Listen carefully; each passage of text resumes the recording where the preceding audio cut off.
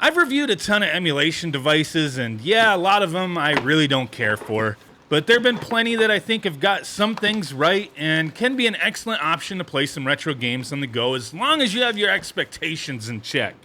Even most of the ones that I think are bad still have some redeeming qualities about them and maybe an acceptable option to the right person for the right price, of course.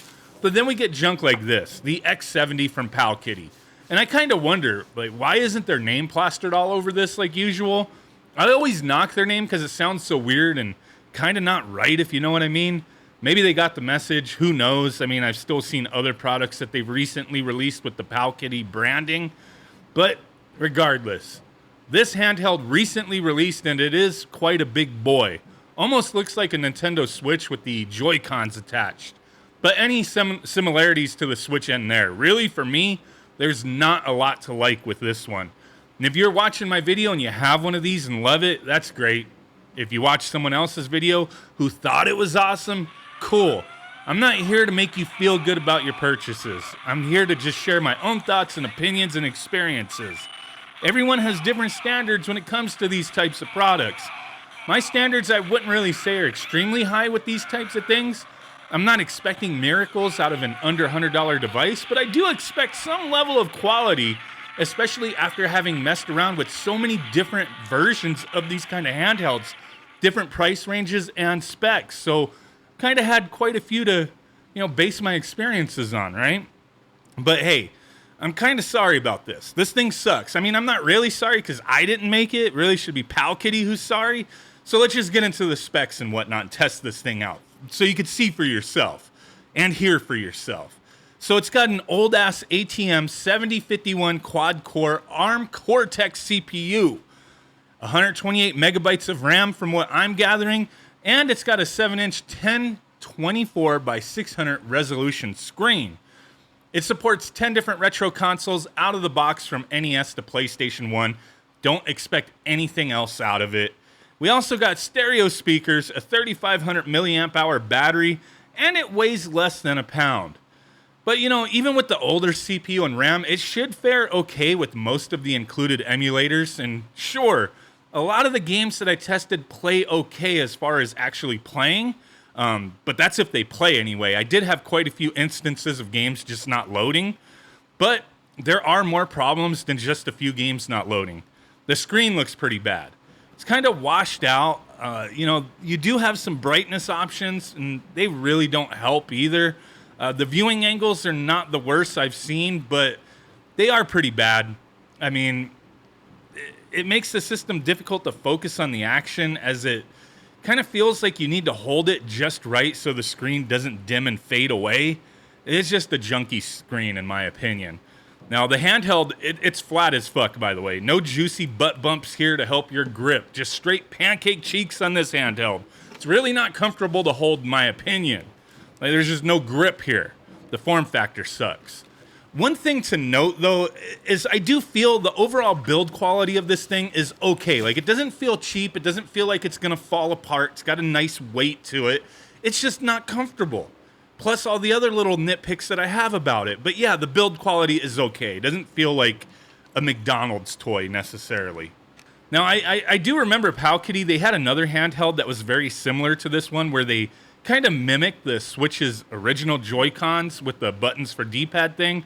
But this version, it uses an actual D-pad. But that's not really much of a positive.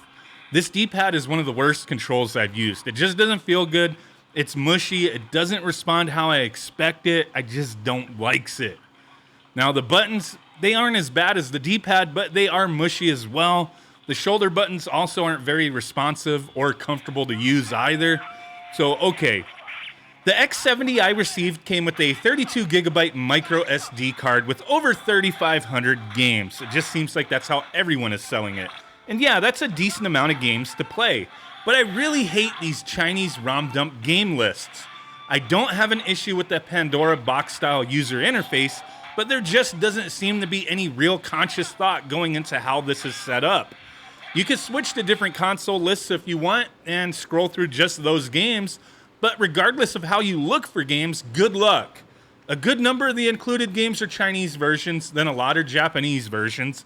Then another large portion are wonky-ass ROM hacks. But the biggest problem here is the naming of the games. You got shit like Super King Kong instead of Donkey Kong. And what the hell is Salda Legend Shrink Cap?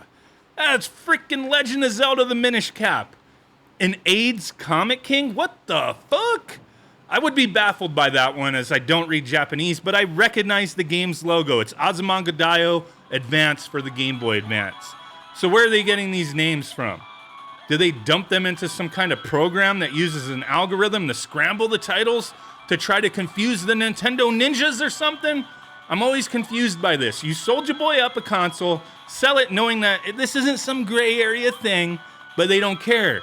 They do it anyway and scramble up the titles. Maybe it's just weird Chinese translations going back into English, making them even more weird, but I don't know. It's a confusing mess, and it makes it really difficult to find any specific game with how everything is worded here. Are there any Super Mario games on here? I'd be willing to bet yes. Hidden somewhere there probably is. But out of all the Nintendo systems on the device, I cannot find a single one because I have no clue what they decided to change the name to. Search for Super Mario or just Mario, and it doesn't return any results. So good luck, like I said. So the user interface in ROM list is wonky. Maybe you find that acceptable. I don't, but if you do, that's cool. But there's other problems that no matter the game I played, there was some kind of issue. Mostly audio. So the speakers built into this thing. They sound like someone attached styrofoam cups to a string and tried recreating the game audio through it and recorded it via phonograph from the late 1800s. It's pretty bad. But that's not the only problem. Even when plugged into HDMI, there's audio issues, distortions, and just overall bad sound coming from these games.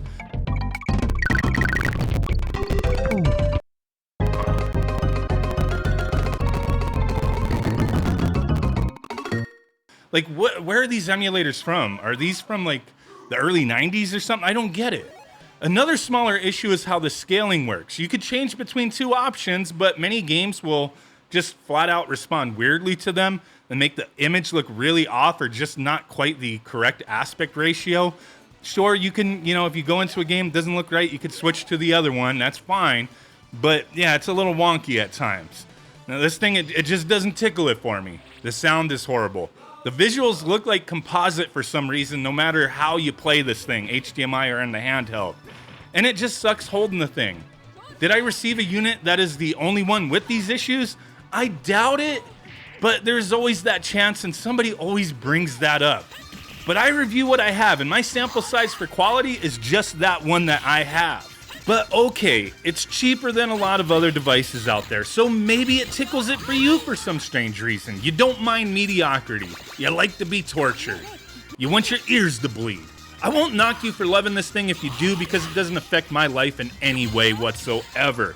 I don't care what others think about these things. I'm just sharing my thoughts and experiences. Take them or leave them type of thing, right? I just want you to get a good idea of what to expect if you did decide to grab one of these things. But we got one final test. It's a endurance test, a structural integrity test. I don't know, but I'll leave you with that. Bye.